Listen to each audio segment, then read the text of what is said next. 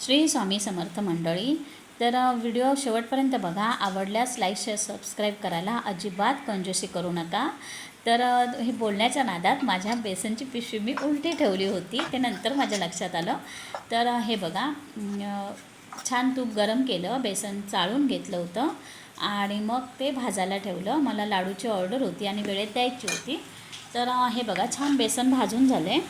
हे बघा, तर आता यामध्ये मला पिठी साखर घातली मी आणि थोडीशी वेलची पावडर, हे छान मिक्स करून घेतलं.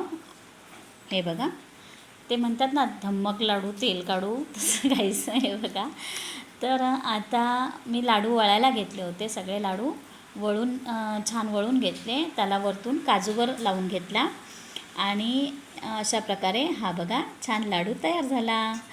तर व्हिडिओ शेवटपर्यंत पाहिल्याबद्दल धन्यवाद.